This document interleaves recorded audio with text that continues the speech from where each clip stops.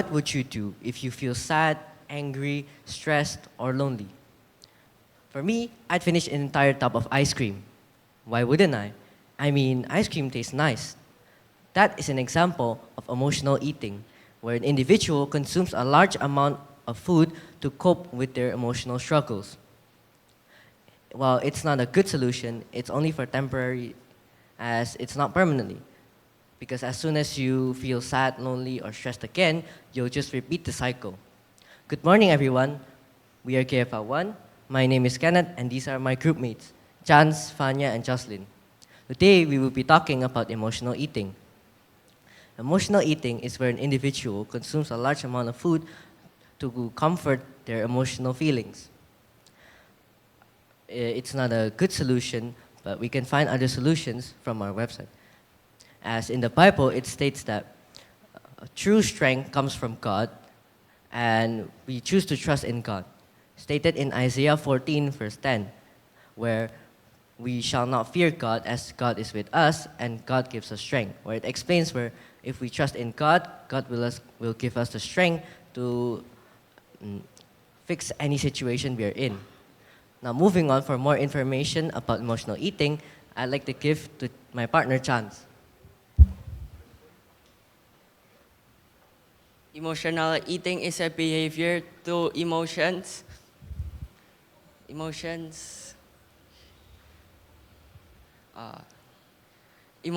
to physical hunger, which often leads to sudden eating and also craving unhealthy food, and also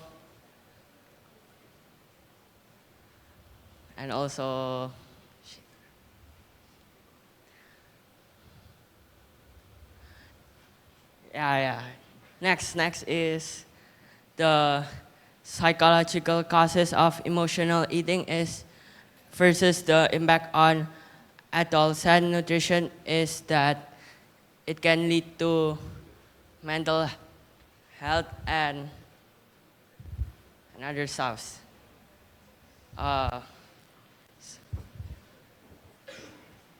So next, I would like to give my time for Vanya.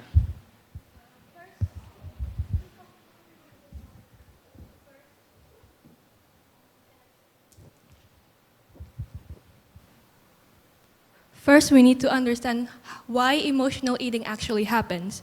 One of the biggest reasons is stress or psychological pressure. When someone experiences stress from daily life, school, or work, their body releases a hormone called cortisol. And cortisol increases the appetite or cravings for food like sugary snacks or fast food. And so that means that your body is reacting and it's not just happening in your head. In fact, according to American Psychological Association, around 64% of people who experience high stress also go through emotional eating behaviors. But stress isn't the only factor. Over time, emotional eating can also turn into a habit. When someone eats just so they can feel better, the brain starts to link food to comfort. On top of that, certain foods can release dopamine, so it makes us feel so good. And since sugary drinks, snacks, and fast food are easier to access, it becomes a regular routine without us even realizing it. Now that we understand the causes, let's move on to what happens as a result. One major consequence is unhealthy eating patterns. Instead of eating balanced meals, people turn to high sugar calorie foods. And in fact, a study showed in a university that 64% of students there snacked more than 3 times per day. And worse, more than half of them were diagnosed as emotional eaters. And this really reduces their quality of their diet. But that isn't the only thing. Emotional eating can severely lead to physical health problems. It links to weight gain as well as obesity. According to World Health Organization, obesity cases have nearly tripled since 1975, and as of today, more than 1 billion people are living with obesity. An example is Arya Permana from West Java, Indonesia. He weighs around 188 to 190 kilograms at the age of just 10 years old. And it made daily activities like walking around, playing to school, and even going to school hard for him to do. And all that highlights how serious emotional eating can really be. And it's not just about being aware anymore, but it's also finding a way to actually help people solve it. And that's where our solution comes in. So that's why we created MoodyFoodies, our website.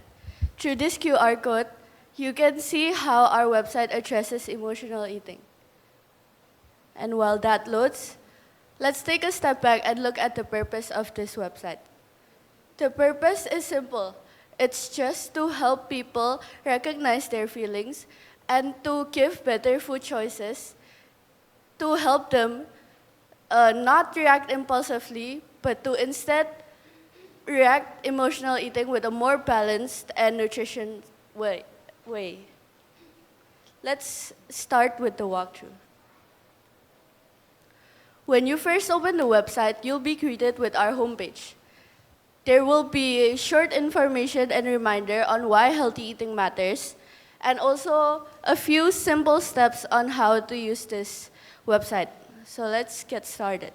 First, we have to choose a mood. These are several mood options that people typically suffer emotional eating from. For instance, let's choose bored.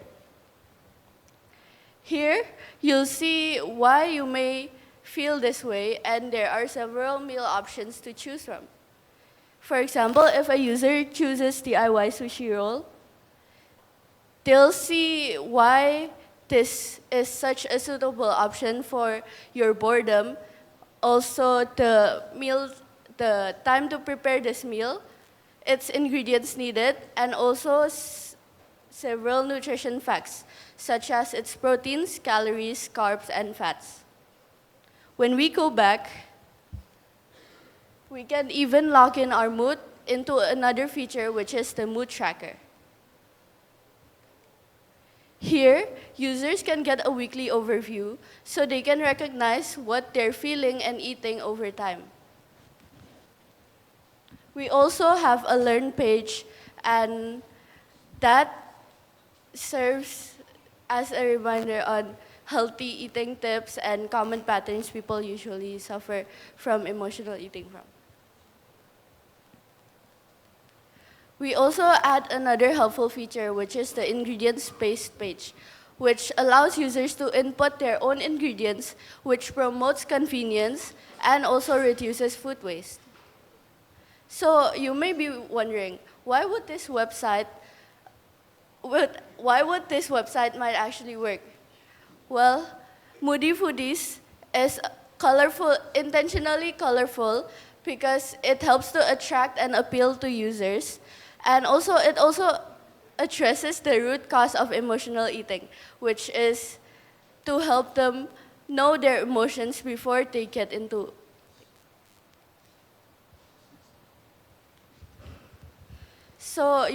However, this MoodyFoodies is just a tool for people to use for emotional eating, but the real change starts from us, and Kenneth will be discussing how we can start our change. So, in conclusion, emotional eating habit is a terrible habit to have because it can be harmful to our bodies over time. Therefore, finding a good solution may be the better option. By using our app, we can live a better lifestyle and be healthy while fixing our emotions.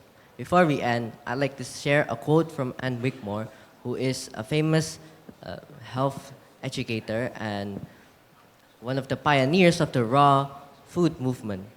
Anne Wickmore once said, "The food that you consume can be the safest and strongest form of medicine or the slowest form of poison." By this meaning, what we consume can affect our bodies.